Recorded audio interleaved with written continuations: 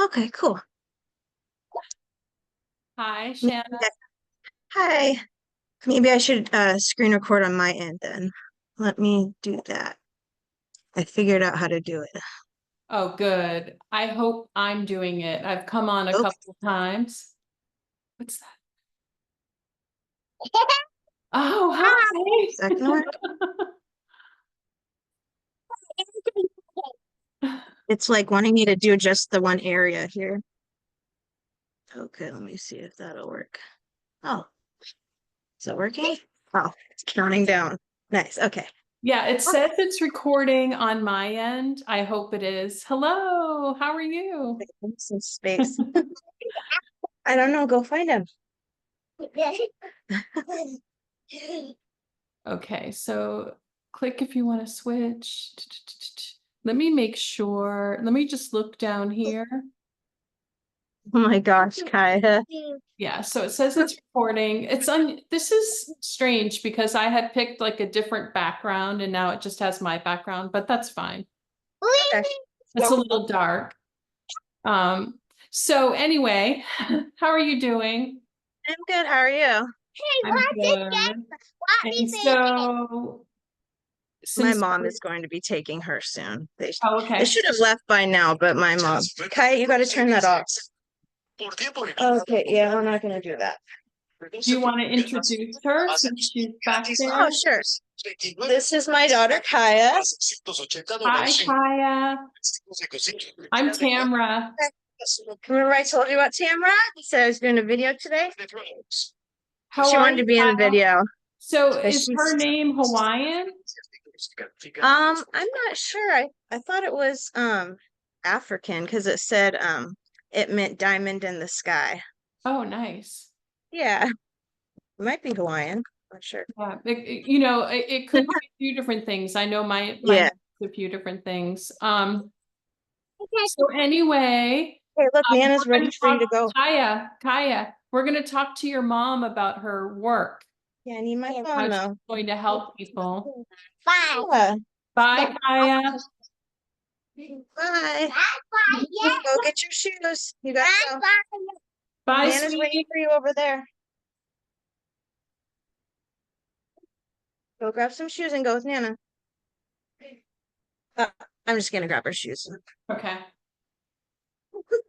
Need my Hi, guys. phone. Welcome to Tamra, the Judeo-Christian medium. This is my first time recording a video with it. Hi, Kaya. What are you going to do today, Kaya?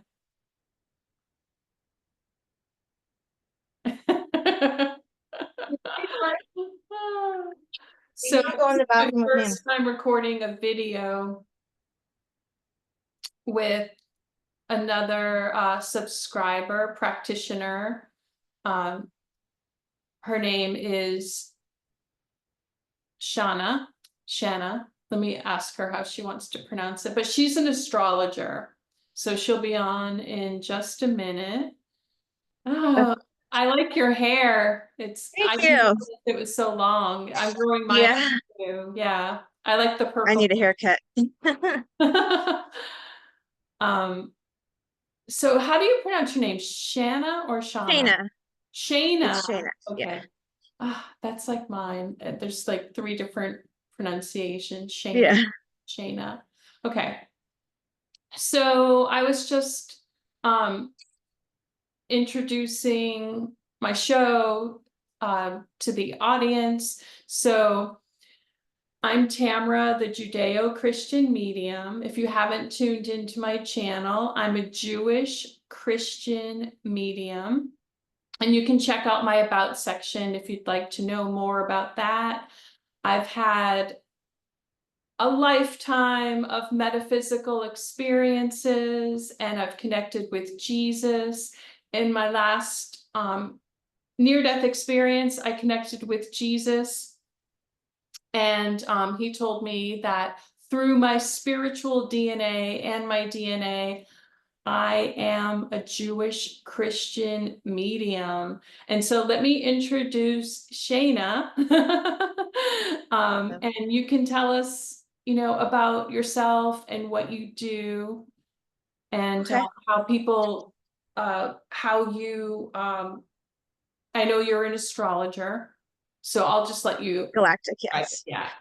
Okay. So I'm Shana. I'm a galactic astrologer, and I do galactic astrology charts, and I'm on Etsy. My Etsy is called Charts by Shana, and I've been doing this. My business just turned a year old, but I've been doing it for a little bit longer than that. Before I just kind of was like learning and figuring it all out. I still have a lot to learn. I know I don't know it all. I know a little bit. I feel like there's so much to learn. And yeah, hopefully, um, for a long time, I felt like should start a YouTube channel, but I just haven't like done it yet. I know it's a lot of work. Like some people talk about posting like several times a day, and that just to me sounds like a lot, but uh, I know like eventually that's probably where I'm headed towards. So yeah. Nice. Yeah, that's gonna, I'm gonna tell you. So what we're going to do today is, first we're going to start with a prayer, and then Okay. Shana is going to read my chart, and then I'm going to give her messages from Jesus and my team. And so it's interesting that you said about starting a channel, because it's in the messages. Yeah. Yes, I've been told this for like 10 years now. At first it was for makeup, and I did like one makeup tutorial like 2 years ago, and it was a lot. But yeah, I just haven't been consistent with it. Yeah, and I mean that's okay. Like, uh, I'll tell you in the reading, you're not behind. Don't worry. I feel the same way. Um, Yeah. so okay, so let's start with a prayer. Okay. So close your eyes if you want. So I'd like to thank my spiritual team. It's a very high vibration. So we take a deep breath and thank them. And they've decided on one word in how they want to be described, but they are so much bigger. They do so much more. So I'd like to thank God. God comes to me from my upper right hand side. It's very white. Thank you, God. Thank you for life.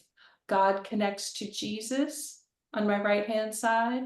It's very, very blue, very indigo. Thank you, Jesus. Thank you for peace. Jesus connects to Mother Mary on my right hand shoulder. Thank you, Mother Mary. Thank you for comfort. She's very indigo. She connects over to Father Joseph on my right hand shoulder. Thank you, Father Joseph. Thank you for stability. He's very indigo.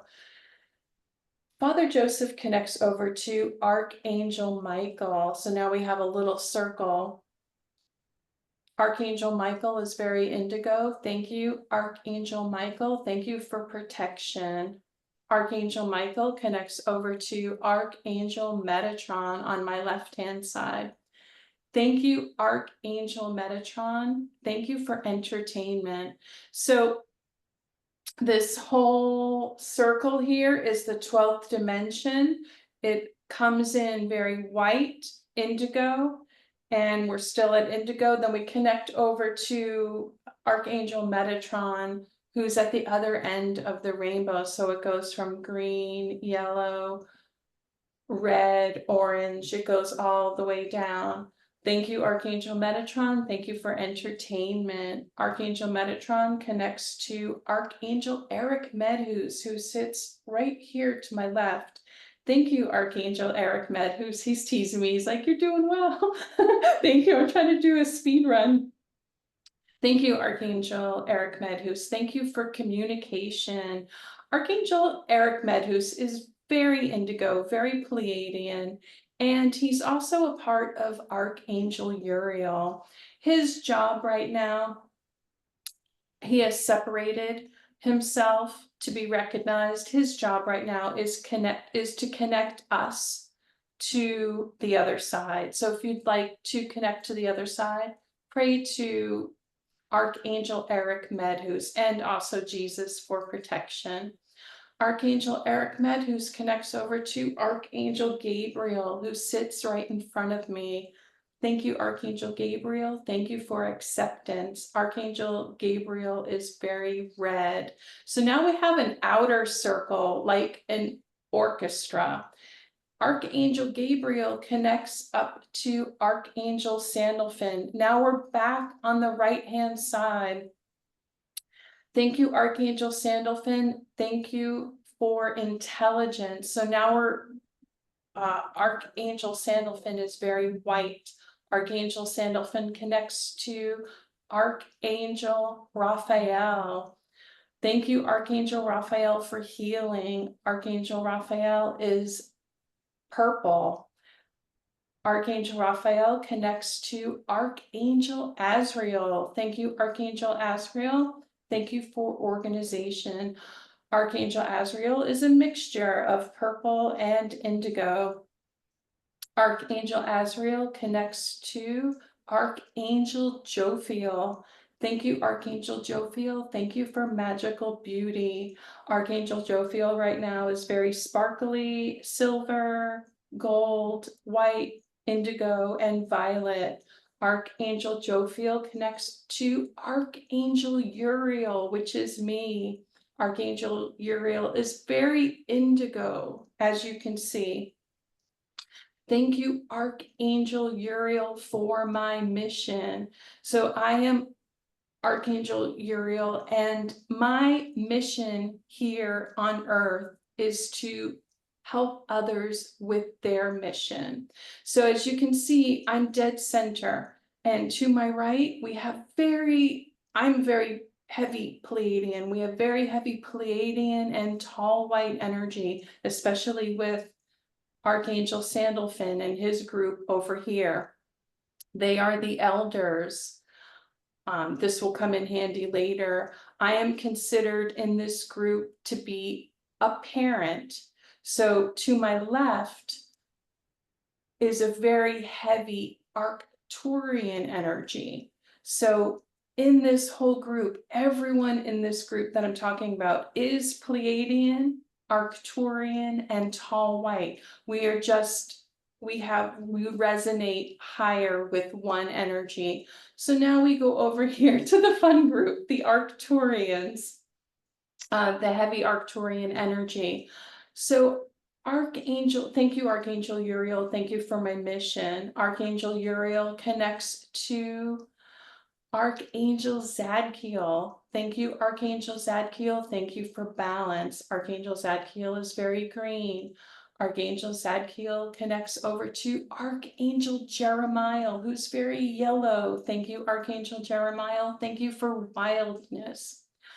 Archangel Jeremiah connects to Archangel Raguel, who's very red and orange. Thank you, Archangel Raguel. Thank you. Thank you for swagger. Archangel Raguel connects over to Archangel Chamuel, who's a very light blue. Thank you, Archangel Chamuel. Thank you for calm. Archangel Chamuel connects to Archangel Ezekiel, who's very corn colored. Thank you, Archangel Ezekiel. Thank you for nutrition. Archangel Ezekiel connects to Archangel Haniel. Thank you, Archangel Haniel. Thank you for sleep. She's very light pink. Archangel Haniel connects to Archangel Daniel. Archangel Daniel, thank you for humor. Archangel Daniel he's very red today, very bright. Thank you, Archangel. He's giving me energy. Thank you, Archangel Daniel. Thank you for humor. So like I said, guys, this is the 12th dimension of archangels. There are more archangels and they spread down. This is the rainbow. This is where we get the idea of the rainbow that connects from God. Well, God connects to the archangels to angels, to helps, to guides, to saints, all the way down to earth. So when we pass, we connect to this rainbow bridge that many of you have heard about. And just quickly, when God created humanity, he got together with the Pleiadians, the Arcturians, and the Tall Whites, and the reptilians who were already in existence. And that's how God created Earth. So my job is just to let everyone know at this very macro level how Earth was created, where we're from.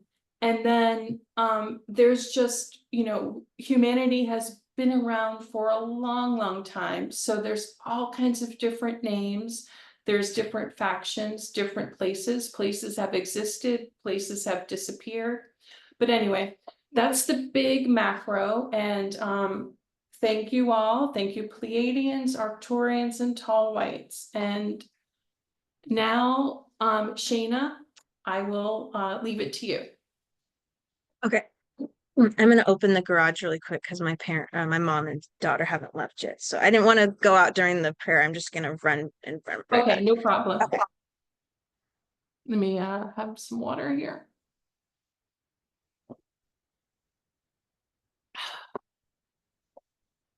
I wish I had a little bit of music.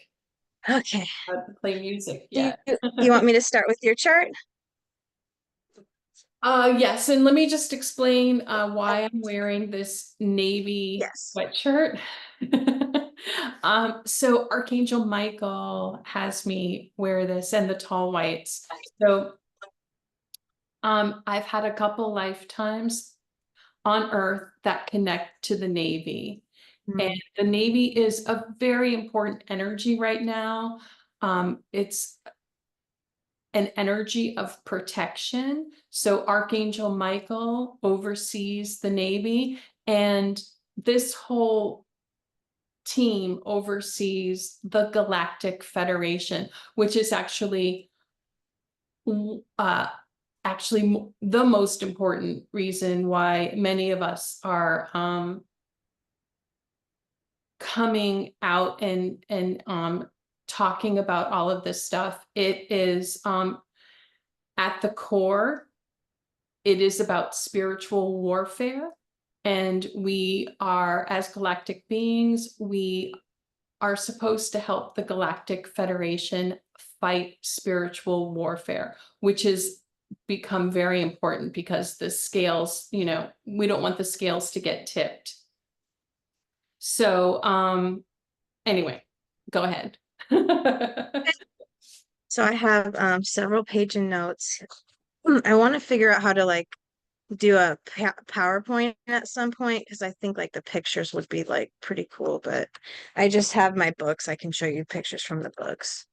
But Yeah, that's okay. You can send me that too. I don't, okay. you can try to show it on screen. Yeah, So I don't know what I'm doing, so I'm not even yeah, gonna attempt it. I'd have to but watch like a that's okay. tutorial on how to do that.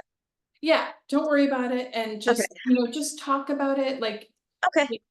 and in your future and in my future, if we want to get more fancy, you can hire an editor or Yeah, for sure. learn how to do all of that fancy stuff. Okay. Yeah, I agree. Okay, so I always start with the beginning. And so I always start with, hey, Tamara, or whoever's name it is. Thank you for wanting to collaborate. And I'm so excited to work with you on your galactic astrology chart. And I also want to say, like, it is definitely an honor to work with you. I'm very excited to do this. Thank you, and I Yeah, thank you for agreeing to it, and vice versa. yeah, I was so excited. I'm Me excited. too.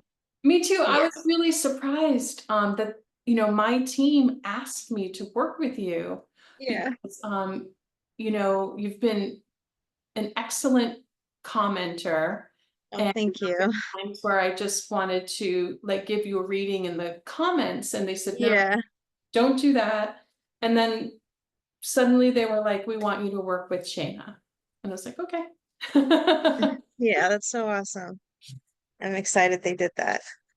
So each chart I create is a special reflection of the individual's cosmic journey. Just like fingerprints are snowflakes, no two charts are identical. And your chart reveals your distinct cosmic path through the heavens, a passage that's uniquely yours.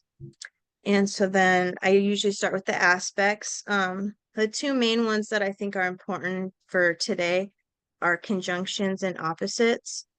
So a conjunction occurs when a star system and a planetary body come within 8 degrees of each other. For charts, I usually work with about 3 degrees, I think is beneficial. So among the 5 main astrological aspects, conjunctions are considered neutral, but carry significant weight. Their energies can be likened to scrambled eggs, blending seamlessly with your own energy. Conjunct alignments often indicate positive experiences you've had with the energies of those star systems. And these energies are accessible to the chart holder from birth. And opposite alignments occur when a planet and star system are 180 degrees apart, which is exactly half of a 360-degree circle. So they're like this, they're opposing each other. Okay. So unlike conjunctions whose energies are accessible from birth, opposite placements can be more challenging to integrate, but with time, integration is possible. Oh, thank you, Kaya. She's bringing me back my phone.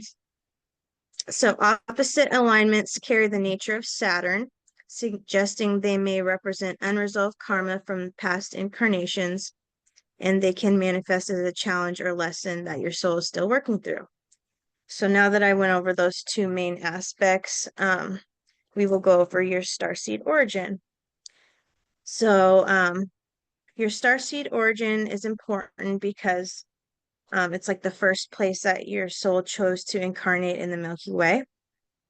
Some people have more than one starseed origin, as you can have like parallel lives going on at the same time.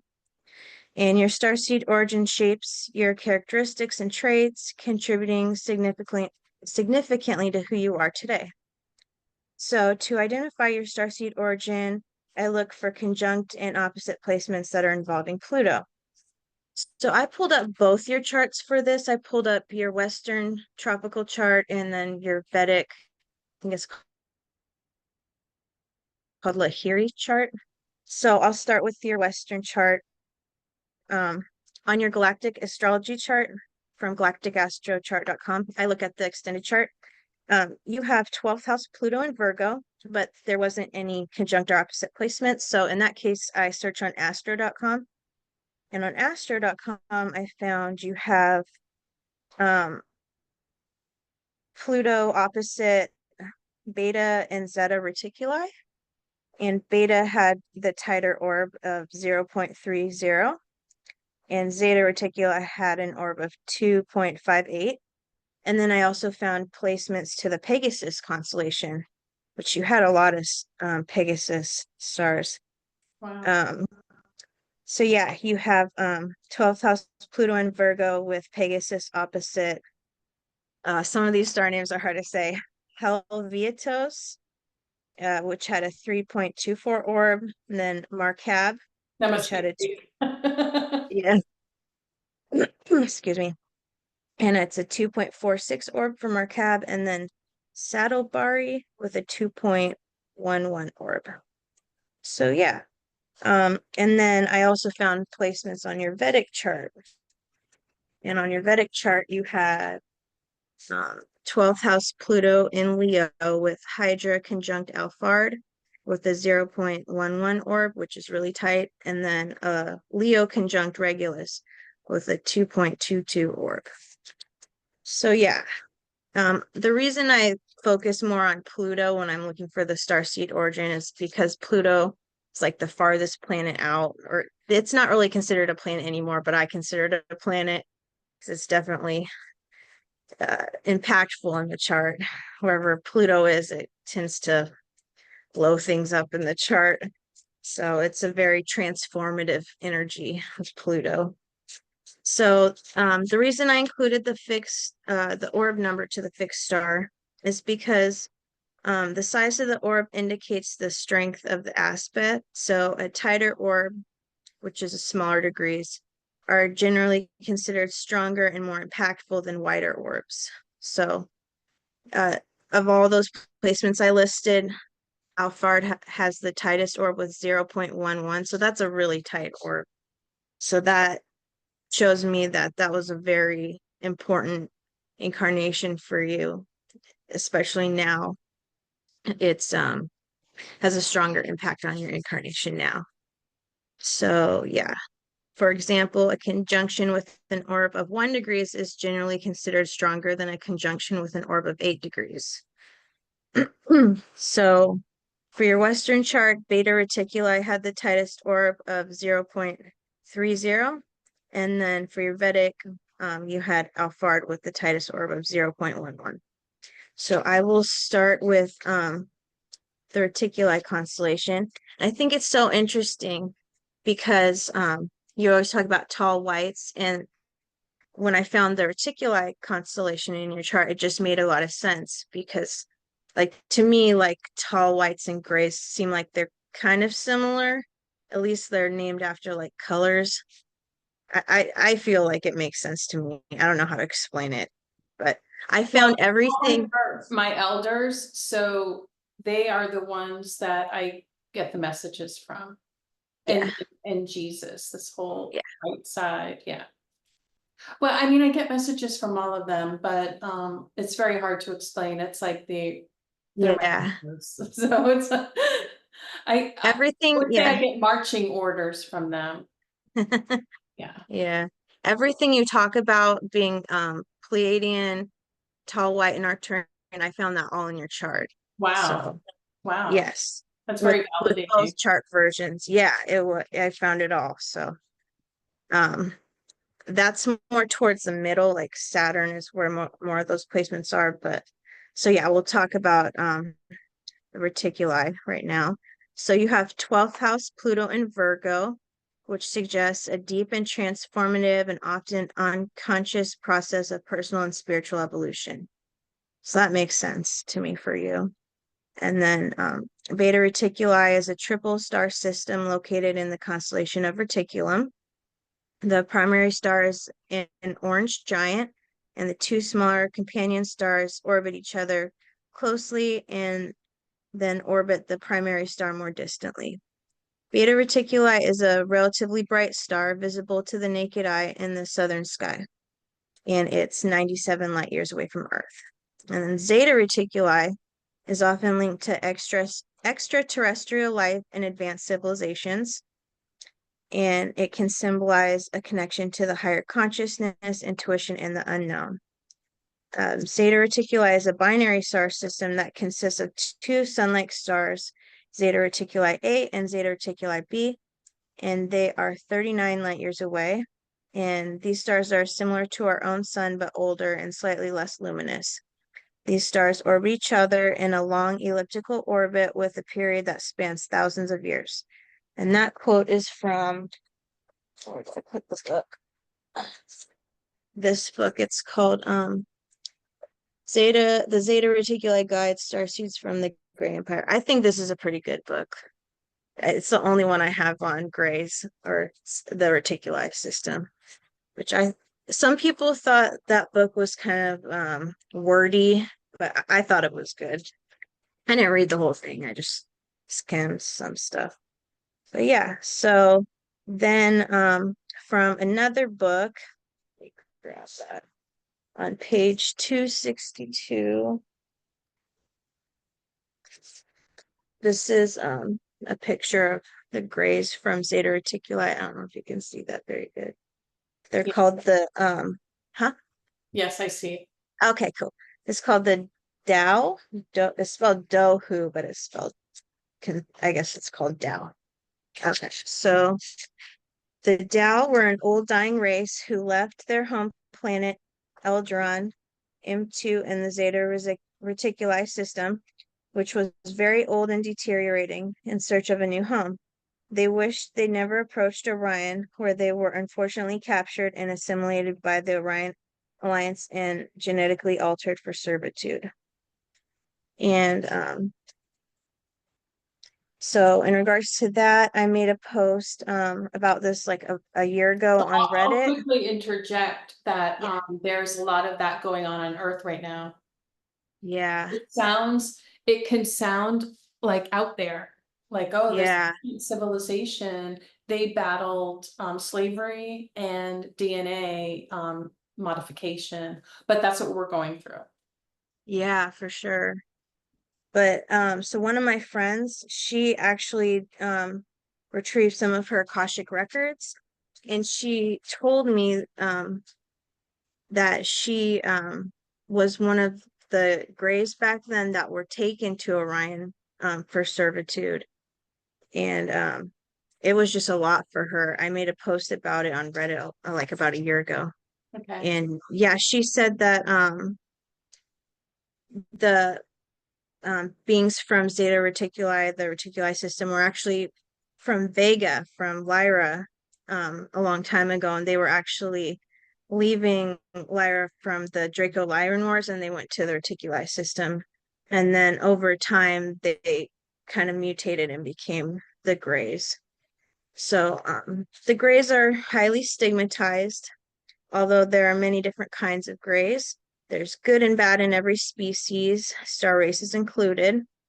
The Celepsi ray Greys are benevolent and they're from Cygnus. Also, there's many, many different kinds of Greys. And then there's also hybrids, which there's a group called the Asanis, and they are a hybrid human and gray genetic group. Okay, so then I have an article from medium.com that talks about the Zeta Reticuli star seeds. And it says, as for Zeta star seeds, they are incarnating here at this time for a great number of reasons. The main among these, however, is to create a greater sense of unity amongst all beings sharing the celestial heavens. In a way, it is a reminder that we are all one and all loved and accepted, so acts to teach them a valuable lesson as it relates to this matter. And then something really cool from that I learned when I was reading about this. I think it was from this book, this Zeta book. They were talking about how some Zeta star seeds are actually living libraries in themselves. So I'll read that right now. It says, number one, digital codices and crystalline storage. So utilizing technology that transcends traditional physical media, the Zetas store vast amounts of data in crystalline structures that can hold information at quantum levels. And that reminded me of like the Lemurian crystals. I don't know if you've ever heard of those. They're like quartz crystals that were around in Lemuria that they put information into so that they knew at a later time we could find. I have some of the crystals. I just didn't bring it downstairs with me. Oh, nice. I've heard of Lemuria, but not Yeah. crystals. Oh yeah, I was obsessed with like buying a bunch of them during the pandemic and yeah, I have a lot of them. Did you feel like But it helped? yeah, yeah. I loved getting them for some reason. I think it's because I had a Lemurian past life. Okay, But that makes so sense. yeah, yeah. So talking about how the Zetas are living libraries, it says some Zetas themselves became living libraries where knowledge is encoded into their very DNA. These individuals serve as walking repositories of history, science, philosophy, and more, capable of passing on information through energetic and telepathic transmission. That just like blew my mind. I was like, that is so cool. I love that. Because I've heard of like Earth or different planets being living libraries, but I never thought about like a being could be a living library in themselves. Like that's just so cool to me. Oh yeah, that totally makes sense. It's like there are certain energies that are here. Oh well, in the whole system that are their mission is to give information, the Yeah. DNA information, the galactic information, the Akashic records. Yeah. Yes, yes, Yeah. yes. Good point. Okay, so now moving on to Pegasus. You have 12th house Pluto in Virgo with Pegasus opposite Helviatos, Markab, and Saddleberry. So Pegasus in mythology represents inspiration, imagination, and the pursuit of higher ideals. It symbolizes freedom, creativity, and the ability to transcend limitations. So Pegasus is a constellation named after the mythical winged horse of Greek mythology. And it said the birth of Pegasus came from the neck of the slain Medusa. And the name Pegasus is derived from the Greek word page or pagi, meaning springs or waters. So in terms of size, Pegasus is about the 7th largest constellation. There's 88 constellations in the Milky Way, so it's a pretty large constellation and is a member of the Perseus family of constellations. So Markab is known as Alpha Pegasi, and it's a bright star in the constellation Pegasus. Although it has the designation of Alpha, Markab is the 3rd brightest star in Pegasus and is 133 light years away from Earth. And the name Markab comes from an Arabic word meaning the saddle of the horse. So one of my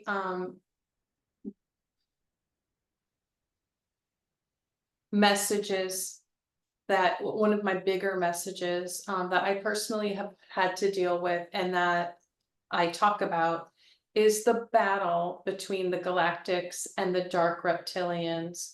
And I've just recently personally currently felt an attack by the energy of Medusa. And I always use the snake as the dark reptilian. So I don't know if that is, it seems like Oh, connection there between what you're saying. interesting. Yeah.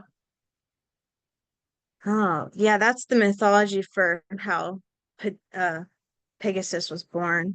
Yeah, that's, Wow. it sounds like that's how the Greeks were describing it. Yeah, yeah. So when you So say interesting. Pegasus, how does it affect me, like my chart? Well, this is just a constellation that you have ancient origins to in Okay, your, so that makes totally sense. That yeah, makes total sense to me. And at some point, I'm going to put my past lives when it's safe, yeah. on YouTube, but you'll see in the future just how much that makes sense. Yeah. Oh, wow. Okay, Yeah. cool. So, Marcab is associated with creativity and innovation. It's linked to original thinking, unconventional ideas, and a desire to break free of limitations. Spiritual awakening. Marcab is often connected to a quest for higher truths and spiritual enlightenment, and a deeper understanding of the universe, and freedom and independence.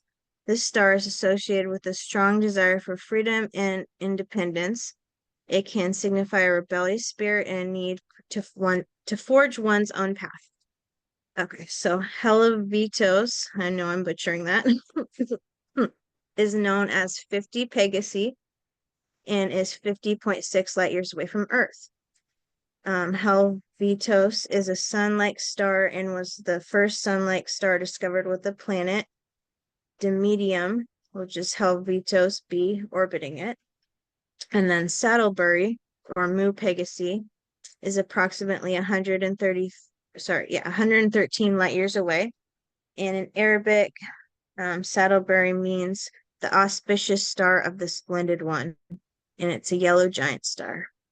Okay, so now we're moving on to So Hydra. before we Yeah. move on, can you tell me, like you're describing my chart, by definition, but can you Mhm. tell me what that means for me? Right.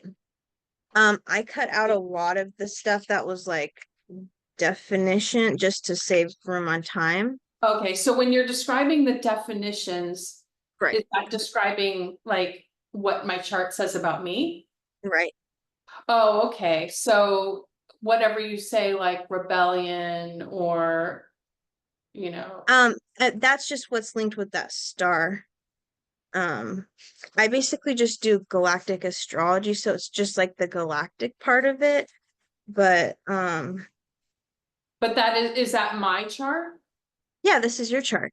Okay, yeah, so I'm just wondering like what, like if someone says, oh, you're a Cancer, that, Right. so this is where your placement is, you know, you're nurturing and this and that. So, yeah, so when you're describing that, are you in turn describing me? Yeah, this is about all about you. Oh, it is. This, Okay. this is All your right. chart. Okay. I'm just trying to like sort of piece it together as to, my lifetime now and how,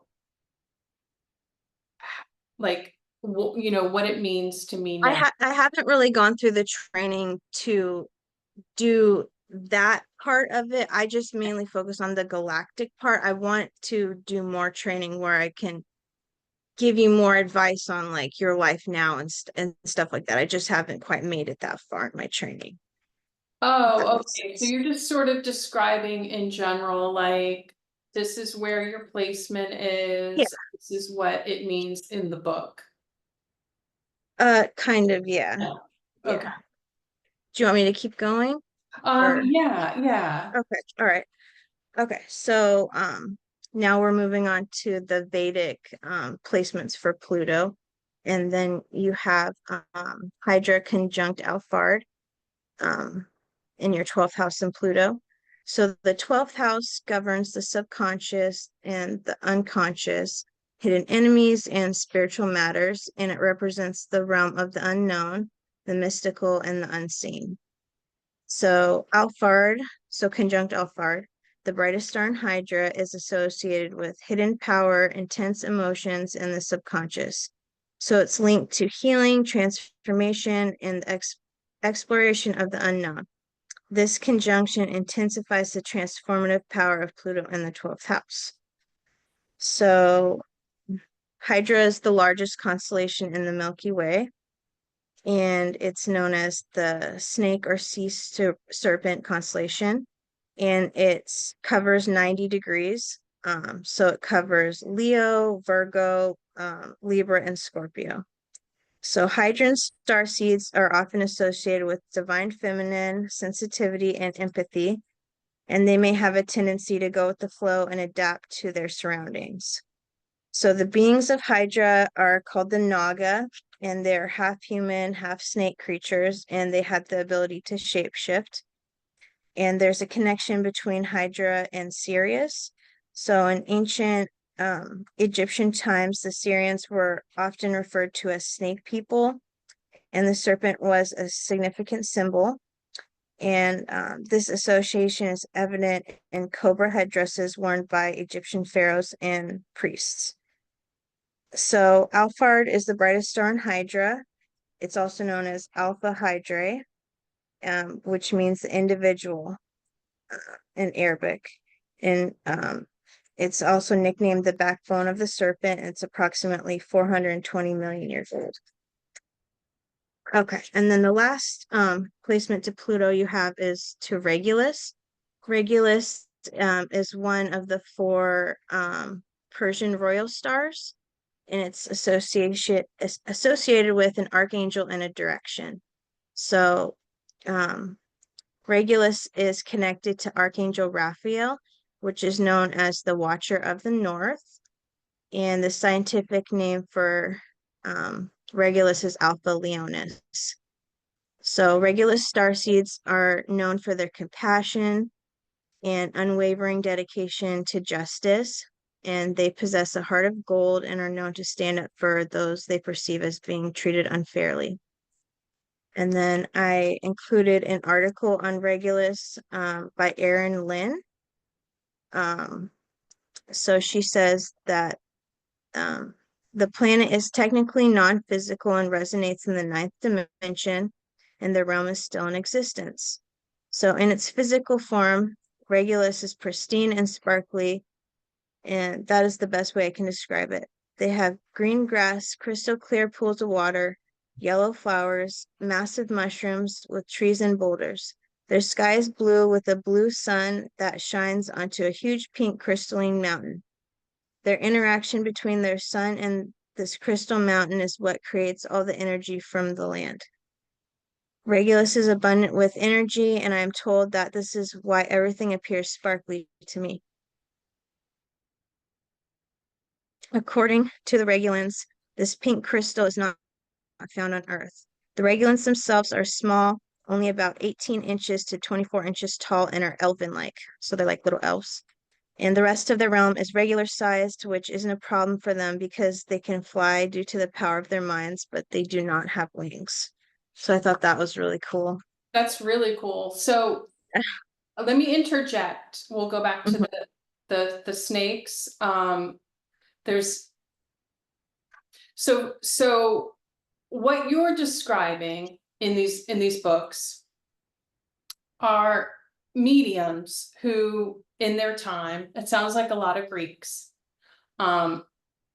were writing down what they were hearing from spirit, and just, you know, they or getting images. I mean, one of the most popular ways to get messages from spirit is from our team is in images.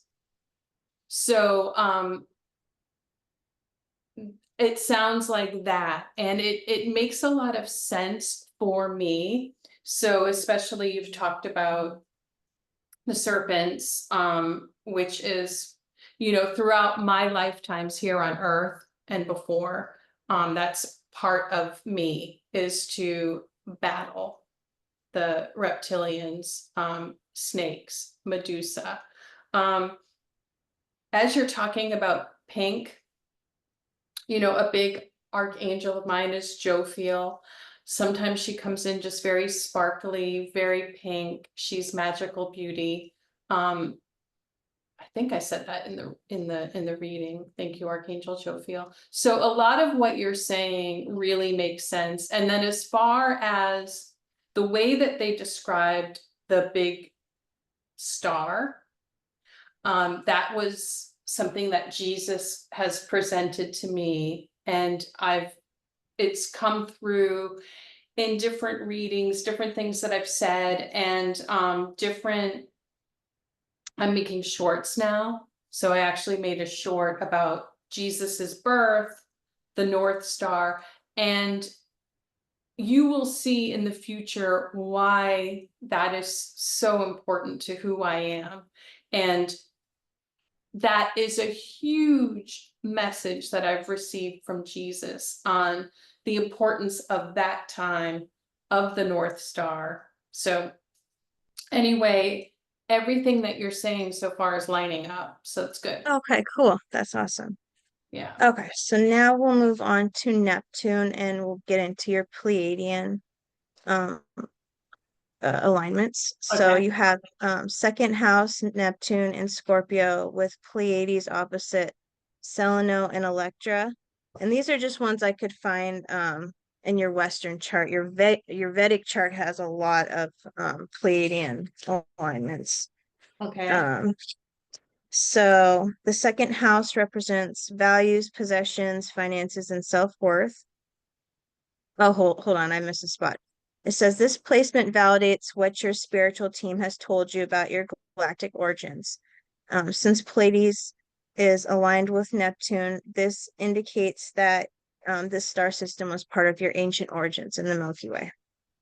Okay, and then so opposite the Pleiades is a star cluster associated with family, sisterhood, community, and the collective unconscious. It also carries themes of creativity, inspiration, and the pursuit of dreams. And this opposition creates tension and a push-pull dynamic between your personal values and resources, which is represented as a second house, and the needs of the collective, which is Pleiades. So the Pleiades are an open star cluster in the Taurus constellation, which is the celestial bull. and they are known as the Seven Sisters. The Pleiades are designated as Messier 45, so M45, and they are approximately 444 light years away from Earth. And I see that number so often, 444, and I just always think of the Pleiades when I see that. Yeah, so 4 is the number of Archangel Michael. So when you Oh, see nice. 4, you're connecting to him. Oh, nice. Yeah, I and love I that. saw that as I was going through my awakening, you know. Yeah. Yeah, I Yeah. see it on license plates a lot when I'm driving. Yeah, and Yeah. so they've told me that um what they do is they just ask you to look. So that's when you look quickly and you see it. Yeah, for They're always sure. talking to us. Yeah, and that's just Yeah. that's those are messages and just to remind you, they're always there helping. Yeah, for sure. Okay, so while the Palladians themselves are traditionally depicted with a Nordic type appearance, Palladian star seeds come in a diverse range of physical attributes, spiritual beliefs, and cultural backgrounds. The Palladians are actively seeking to reconnect with their star family of awakening star seeds, and during this time of Earth's ascension, and you can connect with the Palladian's soul family with meditation. You know that. Um, and yeah, that would be the Palladian emissary of light. So, an interesting fact that the Subaru logo represents the Pleiades, and in Japanese, Subaru means coming together or cluster, which reflects the nature of the star cluster. So the Pleiades have rich stories and legends across various cultures worldwide. So in one of these books I have, where did I put it? I have a whole stack of books. Oh, I'm not sure where I put it right Oh this no, second. that's okay. That's okay. Okay, You my can move. bad. Yeah, Okay, that's okay. Because I'm getting the general idea. okay. Yeah. So yeah, this book is called Activate Your Cosmic DNA, and it talks about Alcyone, and the Pleiades, which you also have connections to in your Vedic chart. So Alcyone is the brightest star in the Pleiades cluster, and the Pleiadians consider it their sacred soul retreat planet. The energy on it is deeply spiritual. The Pleiadian healing temple of love and light is located on the mountain of Alcyone, and this is a sacred place, and only those with higher energy vibrations are allowed to visit it. So several things stand out on Alcyone. First is its energy. When you land on this beautiful planet, the first thing you notice is this liquid-like energy of light, which feels like poured honey. Thick in consistency, but lovely without the stickiness. As soon as you enter, this liquid energy wraps around you in your energy field. And second, the air is a little dense for Earth humans to breathe. So this Um, makes me think that uh, uh, people that have added this information that they've had near-death experiences and they've mm, experienced this and brought it, put words on it. Yeah. yeah, yeah, definitely. So it also says covered with mountains and bodies of water. Alcyone is abundant with various trees and flowers. There's many exotic birds and animals that are too different to describe with our vocabulary. And there's also buildings made of glass-like material which have a futuristic appearance. So yeah, I made like a image in the actual chart that like kind of shows what it would look like, and it's really pretty. I Oh, wish I knew how to screen yeah. share, but that's Yeah, okay. yeah, I look forward to looking at that and we can send Yeah. each other the information. So like I wrote down your messages, I'll send those to you so you can like Okay, refer cool. later. And I'm looking Okay. forward to looking at like physically looking at the charts too. Yeah, for sure. Okay, so since Reticulum, Pegasus, Regulus, Hydra, and Pleiades are aligned with Pluto and Neptune, This shows me that these star systems represent your ancient origins in the Milky Way. Okay, so now we're moving on to Saturn. You have seventh house Saturn in Aries conjunct the Andromeda Galaxy. And I noticed in your chart, you have most of the planets and alignments are grouped to the seventh house, the 10th house, and the 12th house. And having a 12th house stellium, that makes sense, like, because you're a psychic and an intuitive, like most psychics have a 12th house stellium. So I thought I'd mention that.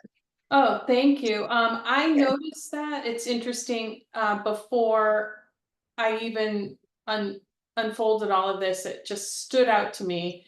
Because I've had not as extensively as you're doing, but I've had like my basic chart read.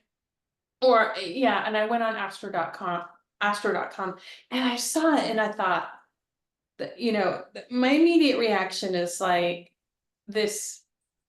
It probably explains I'm a little unbalanced, like very strong in certain areas, and some areas there's just nothing. And Yeah. I noticed this if you ever want to do Trump's chart.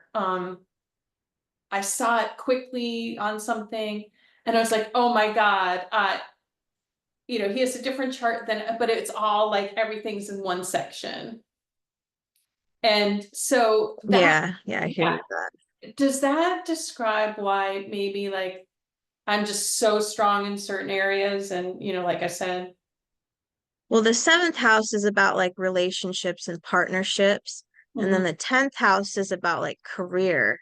And then having the 12th house stellium with spirituality and like past life stuff. It just all makes sense with who you are, like the relationship part, the career part, and then the spiritual part. Like it makes a lot of sense to me for you. I saw that and was like, oh, that makes sense. Oh, thank you for explaining that. And then another thing that you mentioned is where my Aries is, and I've been getting messages about that, especially for 2025.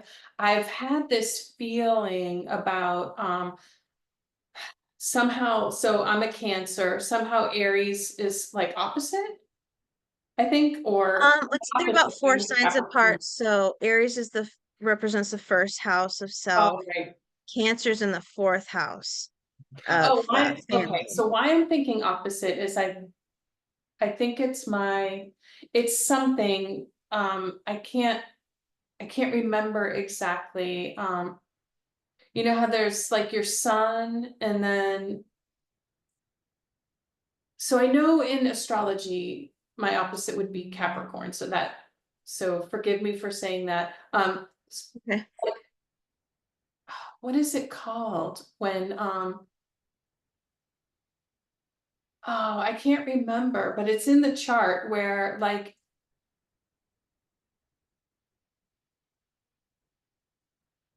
I can't remember, but I know That's okay. Aries is like it's like some, maybe you can explain it where like how that Aries placement affects me. I don't know if you can. Okay. Well, Saturn has a lot to do with like responsibility. Um, I cut that section out where it Oh, no, talked no, no, about that's the okay. Saturn and Aries. Because I'm still learning what all of this stuff means Oh, no, because no, there's that's so many okay. That's different okay. We can placements. let's move on, Okay. and I'll figure that out later, Okay. and I'll message you. Okay. So you have Saturn conjunct the Andromeda Galaxy. So the Andromeda Galaxy is our nearest major galactic neighbor, and it represents vastness, cosmic consciousness, and the interconnectedness of all things.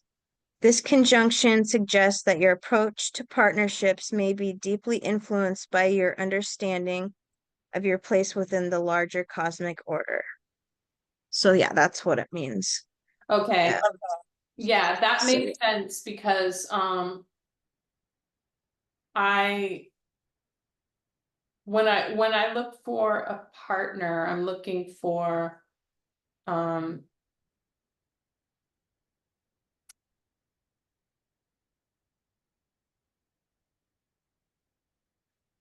a partner that would be part of my mission. Yeah. Yeah, I think that's super important. Yeah. Yeah. So the Andromeda Galaxy is home to angelic beings, avians, and other etheric life forms. So from this book, it kind of shows a picture of the beings from the Andromeda Galaxy. It's right in the beginning. You can see that. So these are the tall whites, Yeah, that makes sense. You can see all kind the of is what the oh, female looks yeah. like. Yes, that makes perfect sense. Yeah. Yeah. So the I showed you pictures, they're called the Etherians. And the Etherians are humanoid beings from the Maru star system and the Andromeda galaxy, commonly known as Magoki. They are characterized by tall, slender build, pale skin, and elongated cranium, slanted eyes, and large hips. Some of their scientists are members of the Cedars Group, which is part of the Intergalactic Confederation. This culture has been visiting planet Earth regularly through history, discreetly monitoring human evolution.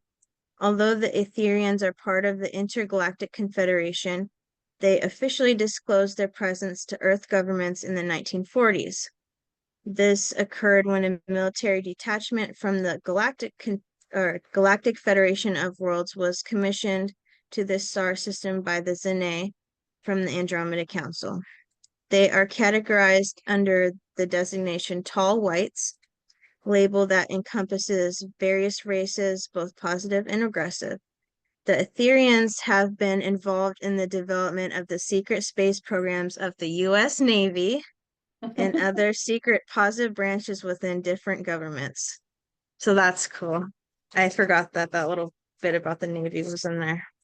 It's So yeah, very synchronous. Syn- synchronicity, yeah, for sure. and That's awesome. validating. Thank you.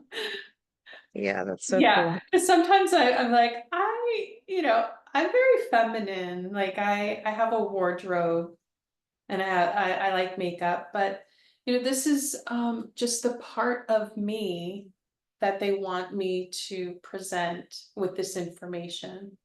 Yeah. Yeah, I hear you on that. So now we're going to move on to Arcturus. Okay. You have Saturn opposite Arcturus. So Saturn opposite Arcturus suggests a dynamic and potentially challenging interplay between structure, discipline, and ambition. So Arcturus is associated with leadership, ambition, and a strong desire for achievement. It can also signify a connection to higher consciousness and a spiritual evolution. Arcturus is a bright star in the constellation Boots, which is associated with guardianhood, protection, and a spiritual illumination. It carries a source of wisdom, authority, and a desire to make a difference in the world. So Arcturus is home to a race of healers, and it is one of the highest points of civilization in our galaxy. The fifth dimensional version of Arcturus is an archetype for future Earth. So meaning Arcturus is a model for Earth's ascension process. Arcturians live in a very angelic place, and Arcturian starseeds are very interested in spirituality and are naturally very intelligent. So since you have the Andromeda Galaxy and Arcturus aligned with Saturn, this shows me that you learned about the power of responsibility during your time in these places. So you definitely had a lot of responsibility in Arcturus and the Andromeda Galaxy since it's aligned with Saturn. Yeah, I can see that. And it's challenging because in my lifetimes, in this lifetime, I'm very creative, but also spiritual, but also responsible. So that dichotomy it's just very hard to balance. Yeah, I hear you. Yeah. Yeah. Okay. So now we're going to talk about Sirius. You have both Sirius A and B. So you have Mars conjunct Sirius B and then Venus conjunct Sirius A. So, having both Mars and Venus in Cancer, they're deeply emotional placements, suggests that your career ambitions are strongly influenced by your emotional needs and desires. So you may seek a career that allows you to nurture and care for others, which I feel like you've I done just that. thought of it. Yeah. My North Node is in Aries. Oh, oh, that makes sense. Okay, that's what you're talking about. Okay. Yes, and so that's Yes. been very, very important because the way Jesus described it to me is it's like just been, so you can see like all this like creativity and connecting with others and spirituality and leadership, but there's this North Node energy that just lingers in the background of Aries, which the way Jesus described it to me is this, it's just looming, and it's like you need to take care of yourself. You need to Yes, be a that's a little big, more, it's not selfish because no, not at I'm all. describing Aries that way. It's more like get back to self, take care of self, and it looms, and it's like it's necessary, and it's necessary for me as a human and my chart. And I just want to tell you it's been looming, and then there, uh, I don't know all the words like you because I haven't studied astrology. I can only describe the energy that there's something about 2025 in Aries that that's when I want to use the word conjunct, like because it's like together, right? So Yeah, yeah. it's that's very big for me in 2025, my North Node. Yeah. Well, having a North Node in Aries means you've mastered the South Node in Libra. So that really means like you've taken care of other people's a lot in the past. So There you this life, go. you're more focused on taking care of yourself. And my mom has that same placement, which makes a lot of sense because she's always taking care of everyone else. And Okay, she's learned more to take care of herself than she did when I was younger. right. But That's it's like good. a big lesson for her to learn to be more selfish and to put herself first because she's always putting everyone else first. So yeah, that's what I was wanting to say. Okay. So yeah, you've got Venus and Mars in the 10th house in Cancer. So you've got a lot of Cancer energy in your chart also with being a Cancer sun.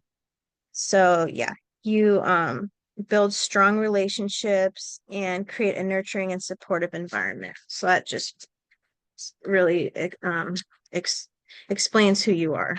Very nurturing and caring. So Canis Major is known as the Greater Dog constellation, and its brightest star is Sirius A, which is called the Dog Star. And the phrase "the dog days of summer" originates from the ancient Egyptians, and it was associated with the rise of Sirius with the hottest time of the year. And Sirius is pretty close to Earth. It's only 8.6 light years away. So the Syrians were a race associated with Sirius. They were spiritual warriors, which kind of goes along with what you're saying earlier. Mhm. And Sirius is home to the ancient mystery schools. They were advanced and knowledge and wisdom were imparted. After the Draco-Lyran Wars, many Lyrans sought refuge in Sirius A. Oop, where did it go? I just touched something and it went away. Are you still there? Yep. Where did it go? Oh, there you are. Sorry about that. Oh, that's okay. So yeah, after the Draco-Lyran Wars, many Lyrans sought refuge in Sirius A as Sirius B and C were occupied. And to preserve this lost knowledge, the Syrian mystery schools were established. These schools offered a variety of subjects, including advanced spiritual concepts, mathematics, universal law, history, and various healing modalities. So yeah, there's an article from medium.com that talks about Syrian star seeds.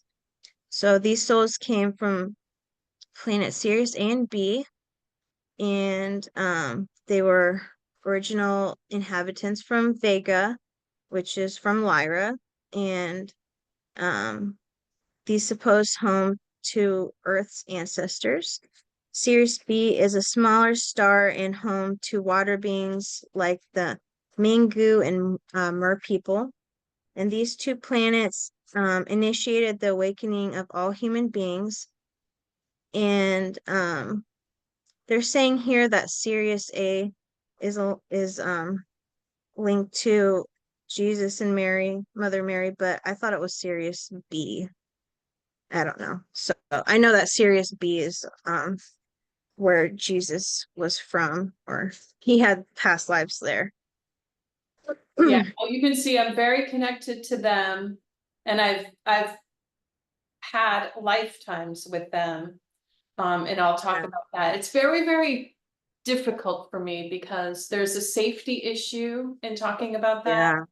Yeah. Oh, for sure. And there's also the psychological issue of delusions of grandeur. But Jesus wants me to do it at some point, not now. But so in connection with them, there's a huge connection to the water, especially with Jesus. Mother Mary is Mother Earth, and Father Joseph is Father Time. But Jesus and I are very connected to the ocean. And that makes sense. Yeah. Because Sirius B is a water world. Yes. And prior to having our lifetimes on Earth, and simultaneously, while there have been lifetimes of other people on Earth, we've assisted in the water. Yeah, that makes sense. Yeah. I'm very connected to the water too. So that makes a lot of sense. Yeah. Okay. So then some beings from Sirius are the Irma. So they look like this. Okay. The Arcturian. Yeah. So they're called the Irma. That's how they look to me sometimes. Oh wow. Yeah. Oh, that's so cool. Yeah. So far you've shown me like the Arcturians, the Pleiadians, and the Tall Whites. Yeah. Yeah. So it says these are land colonies traveled together from the devastated man system during the Lyran Wars.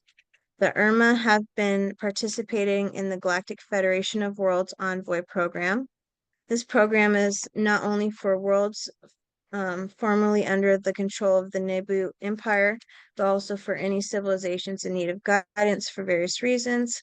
However, it's important to note that these worlds are all stage 3 spacefaring cultures or above in accordance with the ethics of the Prime Directive.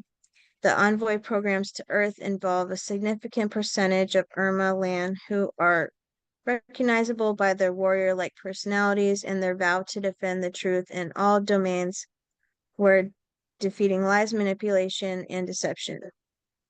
So another group from Sirius B are the Nomo. That's it's the right page here. There's a lot of Sirius different beings in this book, but this one's the Nomo. They're water creatures. Okay. That strikes me as more reptilian, but I've only I have on my Yeah, they say they're amphibians. look the difference between Arcturians, reptilians, Pleiadians, and Tall Whites. So as you know, it's been confusing with reptilians. We have the reptilian race, which is God chose 50% of the population, and within that we have dark reptilians who have chosen to go dark. But the reptilians are very important to Earth, and they've had other lifetimes. They're just very comfortable on Earth, but just to make it clear, it's not an insult. You know that. Yeah, of course. Yeah. Yeah, but just I to totally understand that. yeah. Yeah. So yeah, the Nomo are amphibians, Go ahead, go ahead. and they are beings with a fleet capable of traveling the galaxy. They live in elaborately decorated underwater cities and are a peaceful culture. And they are members of the Galactic Federation of Worlds and have a physical presence on Earth and the GFW underwater bases under Earth's oceans. So, since you have Mars conjunct Sirius B, this shows me that you learned about things that you're passionate about and what moves and motivates you during your time in Sirius B. And then because Venus is conjunct Sirius A, this indicates that you experience deep and profound love during your time there in Sirius A. Okay. Yes, and So, in most of these places, there have been different, just like Earth, different influences. Yeah. yeah. And then this is one of the last ones I want to talk about. Okay. But you have Mercury and Gemini conjunct Nihal. And on your Vedic chart, you also have Sun and Venus conjunct Nihal. So this is a pretty important placement for you. Okay. So this placement indicates that you're an indigo or blue ray. That's And I so know you talked a lot about the indigo when you were doing your prayer in the beginning. mhm. You talked a lot about the indigo color. But so yeah, Nihal is associated with intuition, sensitivity, and the exploration of the subconscious. And it may also signify a connection to the unseen world and the flow of universal energy. So you're an indigo blue ray, and it's from the Lepus constellation. Lepus is known as the cosmic hare, and this is because from our perspective on Earth, the constellation looks like a rabbit. And Nihal is known as Beta Leporis, and it's part of the greater Orion star system. And at night, you can see Orion, which is the hunter, and he's aiming his bow and arrow at Lepus. And Sirius and Procyon are his two hunting dogs. And a fun fact is Lepus is who the Easter Bunny is based on. And the name Nihal is Arabic for newly planted tree or sapling. So the indigo children are said to have been born with specific mission to challenge and change the status quo. And that's from another book I have, which is somewhere around here. It's called Star Seeds by Mari Silva. So the blue ray are light workers. So we know you're a light worker. And at birth, all indigos are born with at least 6 strands of DNA that are either active or have the potential to activate. And throughout their lives, indigos have the potential for either 12, 24, 36, or 48 total strands to activate. And this is so that indigos can hold more light in their bodies. So as a Blu-ray being, you came to transform the damaged, mutated DNA of humanity and set the stage for other race to come. You were not recognized for your unique divine light and had to recognize yourselves. It was tricky spiritual business as you were super sensitive beings, although you had the spiritual power tools to be victorious in your mission. So every indigo has the color blue, indigo, or purple somewhere in their aura. And this is to it's like a visual representation of the indigo lineage. And on my Instagram, I had an aura picture done, and my aura is like all purple and like indigo. It was pretty cool. I've never had an aura picture done before that. It was more like an intuitive aura picture. It wasn't like from a camera, Right. I but had yeah. one from a camera in about 2001, and it actually looks like the way that it was described to me. And so I found it in a drawer and put it on my community tab. And yeah, that's this has been just very interesting, and to discover things like this, because oftentimes I've said things on my channel and Jesus is giving me messages And sometimes I feel weird about it because other people have been studying this for 20 years and I'm coming out and saying it, but Jesus has described it as like a deconstruction. So it's great that you're telling me this stuff. It's very validating. Yeah. That's awesome. I Yeah. love to hear that. Yeah. So yeah, the indigo are also connected to the Oraphim, and the Oraphim are known to be the advisors of God. So there's three main indigos. I tend to think you're an indigo one. So indigo ones are the grid workers. You might be an indigo two as well. So the indigo ones, they anchor codes into the earth grids, which are the ley lines. And this is typically done without awareness, but it can be done consciously. And I know you talked about traveling a lot in the past, so that's what made me think you're an indigo one. Yeah. But indigo, And Jesus said I did that. I chose that line of work because it's something I've done in the past, like a traveling preacher, traveling. uh, Yeah, that's what. interesting. Yeah. So yeah, indigo twos are healers and they're shaman types. Um, they're drawn to healing modalities such as energy work and sound healing and Reiki. And it's common to identify with more than one type. And then indigo threes are a bridge between light and dark worlds, and they transmute a lot of polarity and duality. They're spiritual warriors and justice fighters, and their job is to restore and rehabilitate degraded genetics and soul lines from the Nephilim, the Dark Reptilian lines, and Anunnaki lines, and the Zeta Reticuli lines. And I got this information from Indigo Angel. I Cool. just wanted to put that out there. So Yeah. yeah, just on the types of Yeah. indigos. Well, like I said, this whole group is all three. And so as you were saying that, number one reminds me of like people who are spirits who are resonating more Pleiadian. Number two is like Pleiadians who are resonating more as Arcturians. And number three is Pleiadians who are resonating more with their tall white. That's what, Interesting. yeah, I like that. yeah. So, okay. So since you've got Sun, Mercury, and Venus conjunct Nihal in both your Western and Vedic charts, this shows me that you learned about the importance of balanced communication and experienced strong and profound love during your time in Nihal. And since the sun is conjunct Nihal, that shows me that this was one of the last places you were before coming to Earth. So then the last placement I kind of wanted to talk about is more Earth-based. It talks about Atlantis. And when I first started watching your videos, I felt like I had known you from a past life in Atlantis.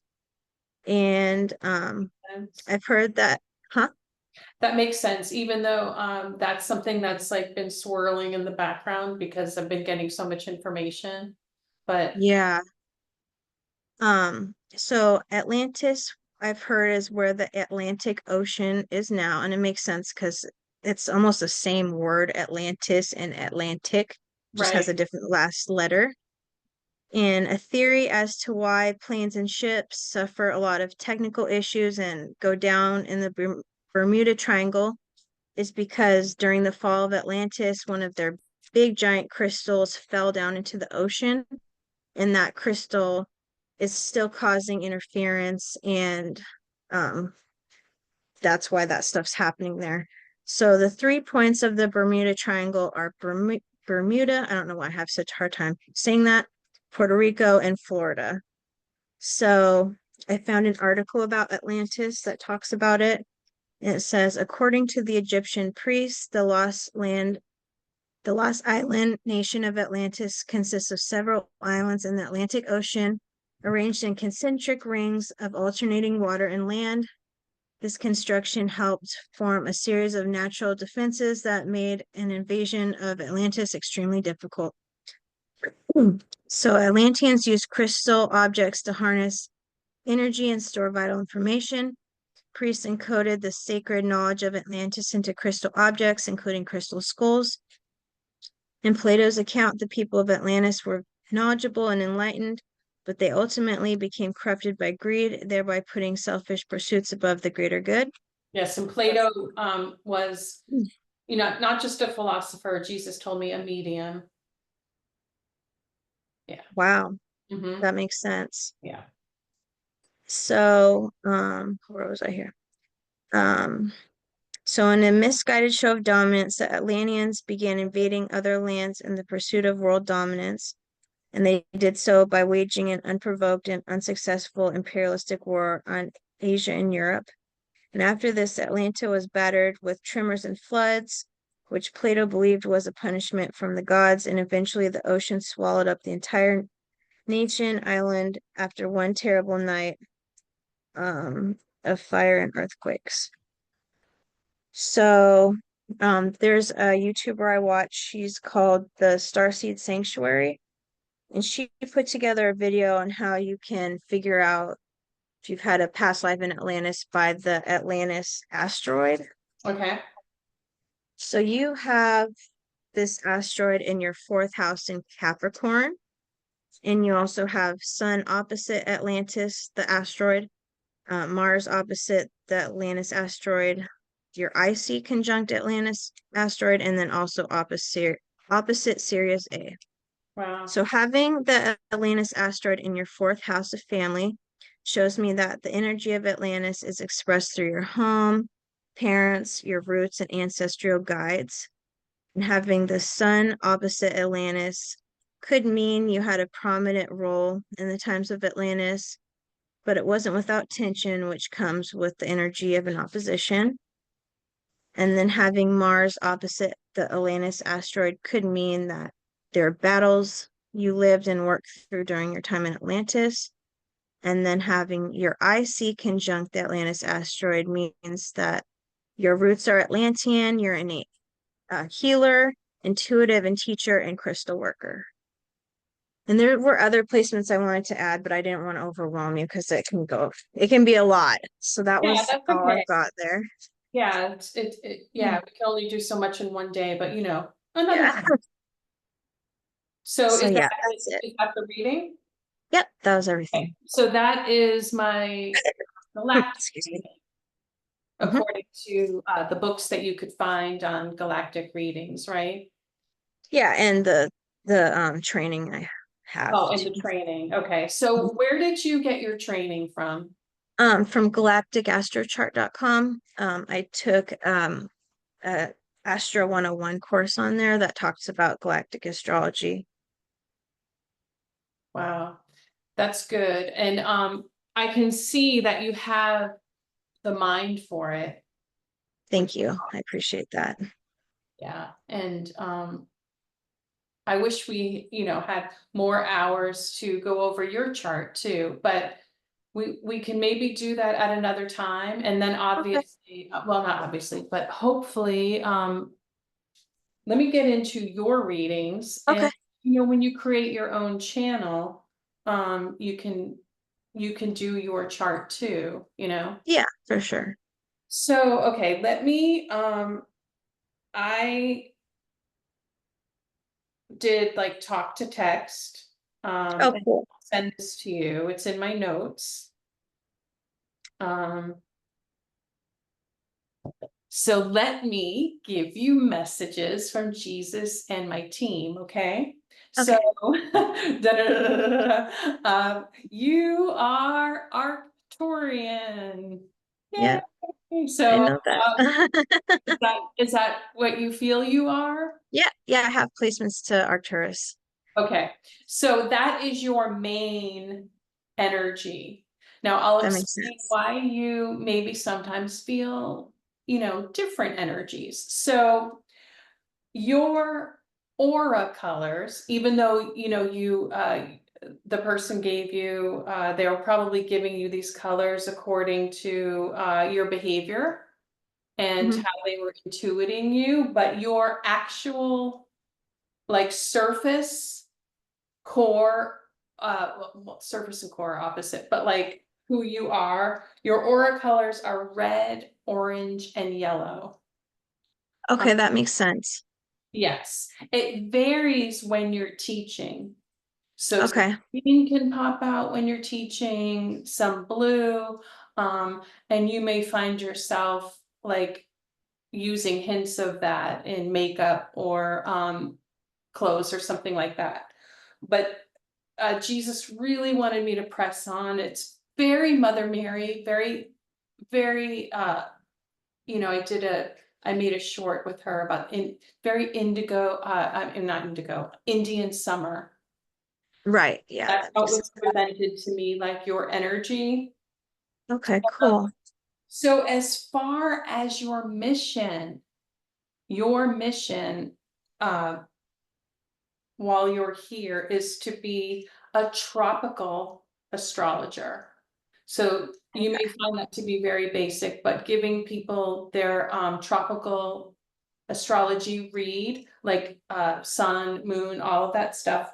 But this is something Jesus says maybe you have been interested in, but part of your mission and for your YouTube channel is to do, it's called astrocartography. And I needed to Okay. look that up. So he wants you to tell people where they should live Oh, interesting. in order to have a better life. So Jesus Okay. has told me where I've lived, why people view me a certain way where I live, and where he wants me to live. So that's what they would like you to focus on. That's your mission. I don't know if, yeah, I can send I'm you. writing this down. Okay, yeah. And I will send it to you. So tropical astrology. And then you want to find out where this person should live. And then this is going to connect you to what to do on YouTube.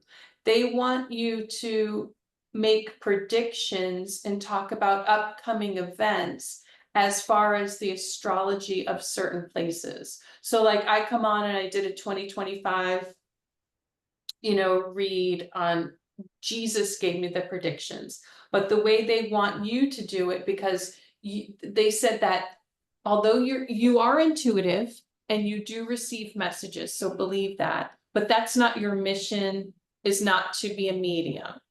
Um, Right. which is fine because you have a lot already. So as you get older, depending on, when you feel comfortable, they would like you to look into and be a death doula. Okay. It'd be That very, makes a lot of sense to me because I have helped do some crossing over of spirits that were kind of stuck. yes, So I've done this last year. I did 2 different sessions that helped cross over a lot of stuck souls. So that okay, makes sense what you're saying about death doula. yes, and don't veer too far. Like there are things that we can do, but this is just your mission. Okay, So gotcha. when Jesus has told me my mission, and also just to let you know, congratulations, because Thank you. you're so much younger than I am and you're on your mission. Oh, thank So the you. reason I had near-death experiences is because I was so far off my mission. But it makes sense because before I came, they showed me a blueprint of things that could happen. And it's because of the family that I was born into and what I was geared to do and stuff like that. So,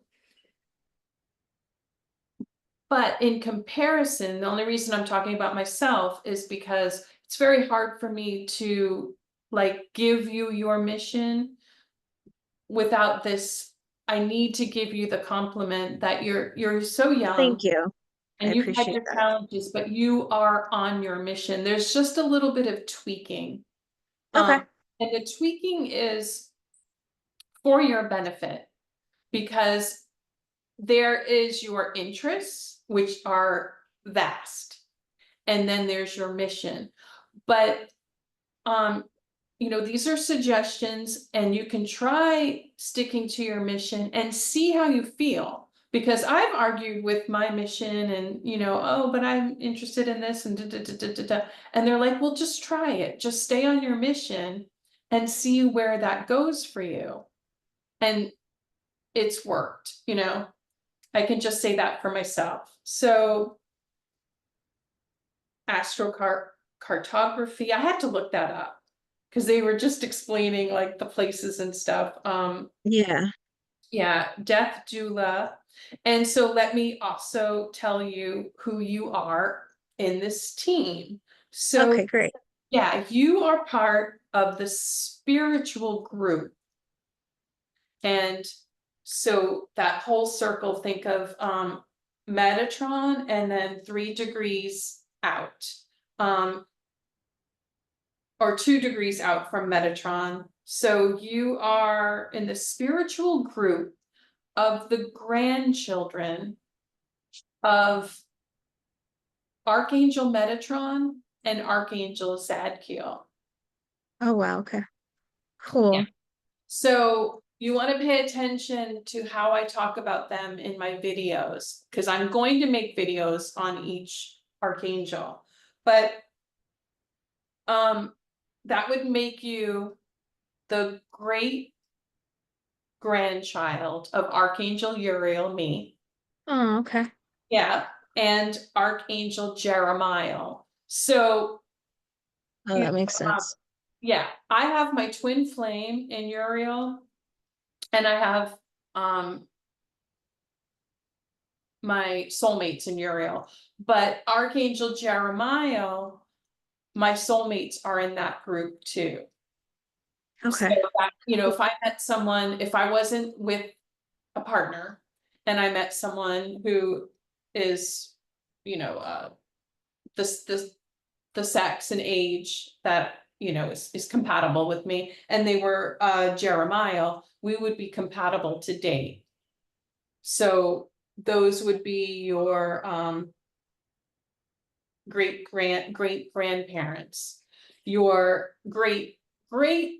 you're a great grandchild of Archangel Azrael and Archangel Sandalphon.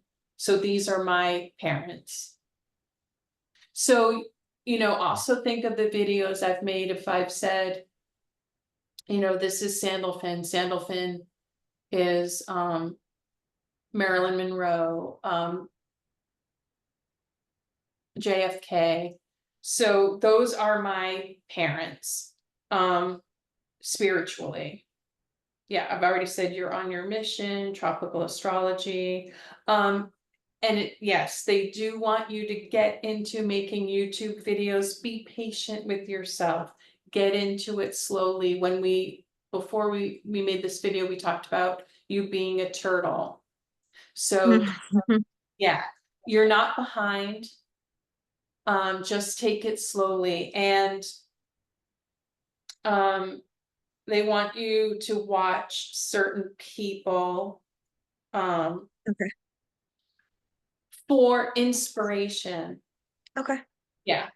And Jesus said there's a part of you that's like, am I supposed to do this? There's so many greats. And just understand that, people are getting older, and each generation has their astrologers, and we're seeing now like astrologers on YouTube. So please, accept that you're not being arrogant. You're not trying to take other people's places or supersede anyone. It's your mission.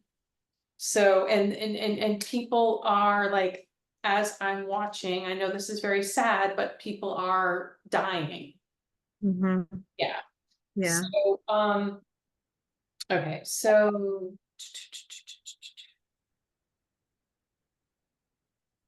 yeah, make videos, slowly get into it, do astrology of places, dates, times, and predictions for places.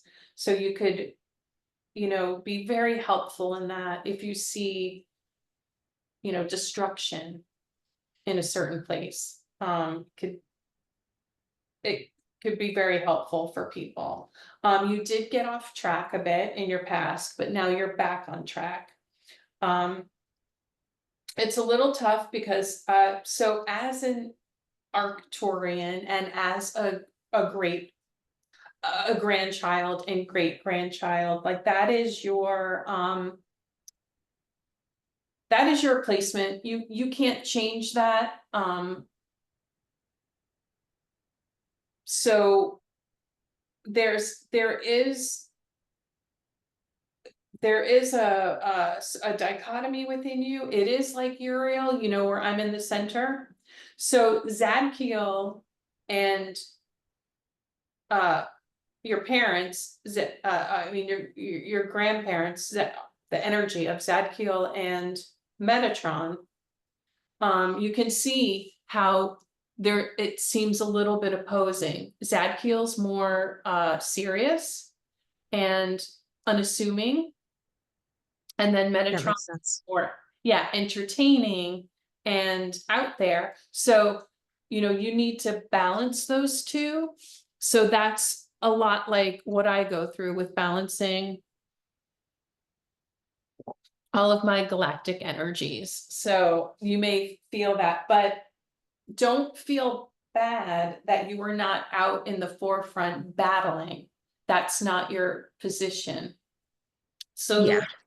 I know 2 other people who are in your position that I've read for, and both of them are in the process of like licking their wounds, because what has happened here on Earth is that the dark reptilian energy has gotten too strong.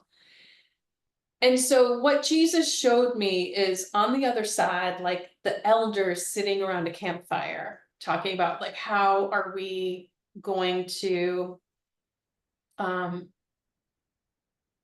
balance this out? How are we going to stop this? And the grandchildren, great grandchildren running around, stopping, intuitively and saying like, well, we want to help. And you're part of that group. Well, we want to help. And they're like, no, babies, like, we send you there and we have you do, your healing and your entertaining. And, if you go, there's a strong chance that, you won't live very long because Yeah. of your constitution. So you guys kind of took that chance and wanted to help the elders, but it's not the most comfortable position for you. That So makes a lot of sense. yeah, so there's probably been times where you're like, I want to do more. I want to stand up. I want to be part of the battle. And you can support others that are doing that, but that's not your mission. So you don't Okay. have to feel bad about that. And if Okay. you try to do that too much, you won't be on mission, and there's a chance you won't survive because it's Yeah. not. Yeah. That makes sense. Yeah. So they said you have trouble fitting into groups because of that dichotomy. The Yeah. group expects you to be either like the Metatron energy or the Zadkiel energy. People have trouble figuring you out due to you being on both sides of that coin. And they said, that's okay. You're an advanced soul. So, and that's another reason why you wanted to take on these challenges, is that you're like, been there, done that. I've been a healer. I've been an entertainer. I want to do more. And they're like, okay. So, the attraction to addiction, and this can be any type of addiction, is through the Metatron line. And it just understand the base of that is the memory and the wanting of being happy. having fun, relaxing, doing a brain drain, especially because sometimes the Metatron side of you gets neglected. So understand when you're feeling that urge to do something addictive. It's because you should be tuning into that Metatron side of you. And so they talked about partying, okay? And an attraction to that is that unfortunately, when you're around a group, they can be demanding of you because of your just who you are and your knowledge, and that you've been and you are a healer. So when you were partying, other people aren't as demanding as they normally are. And so you would feel a sense of peace, like you could just be. And that was an attraction to that. As of now, like you're past that. As of now, it would be really good for you to join a dance class. Okay. Yeah. And a martial arts class. For the dance class, make sure it's fun. They have good music. Make sure any classes that you take, that they don't ask too much of you. Make sure that the teacher is nice and it's fun, not a chore, because you are a very studious student.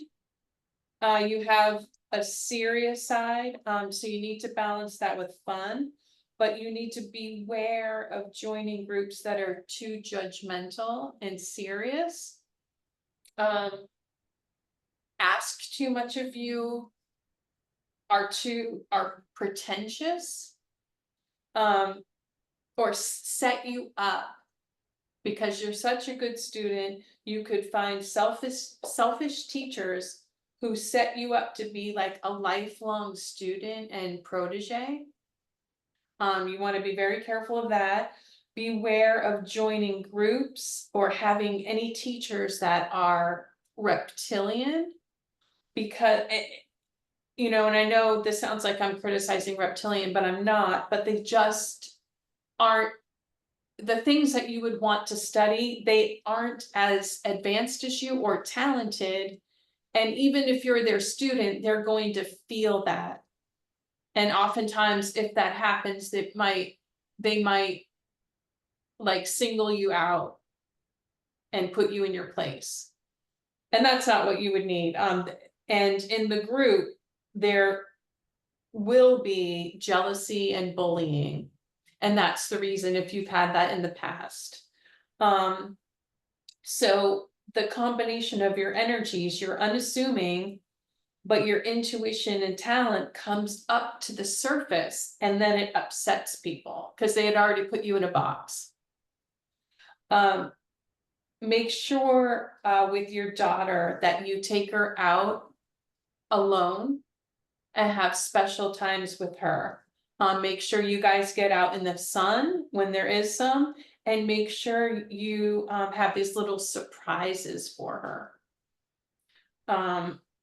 And in the future, depending on your finances, something that would be good for you guys to do would be a Disney cruise. Oh, okay. Yeah, and you can look for deals on that. Like, I don't know, last minute deals can be like cheaper than even staying in a hotel somewhere. The people they'd like you to look at on YouTube, there's more, but I didn't want to go on too long. So Jodi Paltry is a Vedic astrologer, but they want I you think to I've look. heard of her. Yeah, she's famous. She makes very good predictions, and they want you to look at her, not to emulate what she does, because she's Vedic. They want you to do tropical, if you choose. It's more like of her presentation. Okay. Check that out. Steve Judd, he's famous, he's from England. Check him out in his presentation. And he, you know, they had me check him out, and I did, and he just recently was talking about young astrologers and Okay. Cool. giving them advice. And so they're welcoming, like Steve Judd is welcoming of young astrologers. So it's, yeah, I've already said this, they're getting older, there's room for you. They would like you to sort of, even though it's your interest, they actually don't want you giving people specific Akashic records and galactic records for now, because they said that it could be holding you back because it isn't 100% accurate, and not 100% is hard to say, but with the tropical astrology and the cartography, they said it's been done longer, it's more accurate, and that will make you feel more secure in giving that information. And it's already so much that with the others, it's not that it's very hard how they explained it to me. And this can be your choice. It's just that the information is so vast that they know that it's an interest of yours. So what you could say is, as you're going along and you're learning all this information, you can say to people, you know, I'm looking at your chart, and you're, you know, you're this and you're that, and there's these conjunctions. Intuitively, I feel that you may be Arcturian. You can look that up. You can have them look at my definitions of what does it mean to be this or that, of the ones that I talk about, because you talk about a lot more. And then, and you can have them look at, you know, if you know other people's channels and they say, what does it mean to be Syrian? You know, see, you know, say I feel like you're because you're very intuitive. I intuitively feel you're a part of this group. There's some astrology. Go have them look it up. And also, I've used, for the ones I talk about, I've used the Harry Potter analogy. So you can go take a test, like, for each group that I've talked about, like, the Arcturians or the Hufflepuffs, you know, because that was downloaded, that whole, Yeah. and so, you know, like each of us has a piece of the puzzle. So, that was downloaded to her. You know, she was on the train and it was all downloaded all at once. And she's like, oh my God, writing and writing and writing. So, yeah, well, let me write exactly what they said. You can say, according to your chart, you seem Arcturian. And that is just, they said that's going to help free you up of that responsibility of saying you are Arcturian. Okay. And so make sure you say you seem, so that will free you up to because there's a part of you that's like, is that, am I saying it right, and and it will also give them the free will of to look that up. And they said there isn't 100% accuracy for the galactic charts because it's so vast. But this limitation will help you grow. You like being accurate. So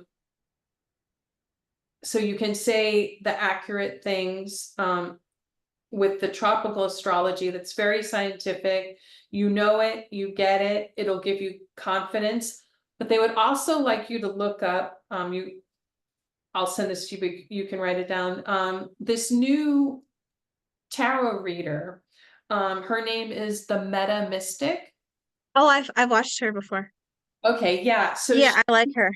yeah, she's very, Missy.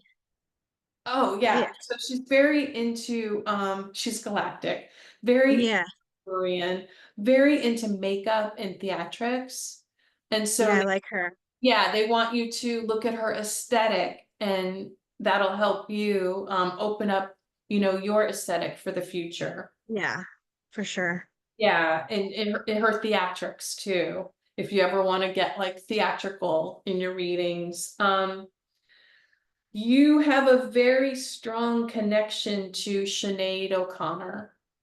Oh, okay. That makes sense. Yeah, so you can look her up, listen to her music, pray to her, talk to her. So, like they said, you do get messages, you do connect. It's just, it's not your thing to go and say, I'm a medium and these are the messages that I'm. But when you're That doing makes sense. your readings, you can say, like, I'm intuitively feeling this too. So, Okay. but always give yourself those caveats, and that will help you not to get like stuck. Okay. Yeah, and it will give you more confidence because you'll just say, and it's a great place to be because you're going to have your science, which is more of your, your elders are giving you that help with that. But that's going to be your grounding. That's your Zadkiel. And then you can, when you do that and you're confident in that, and you don't feel like you're, there's any holes in that, then that will give you the Arcturian side to play with and help you relax. So does that make sense? Mm-hmm. For Yeah. sure. You also have a very strong connection to Mother Mary. Okay. And That so, makes sense. yeah, so pray to her and Metatron, of course. Yeah. Yes. So I believe Sinead is a child of Metatron, which would make her at, some points spiritually your mother, and at some point Okay. physically your mother. Um, so there's a connection to Ireland too. Yep. I had a past life there. Yes.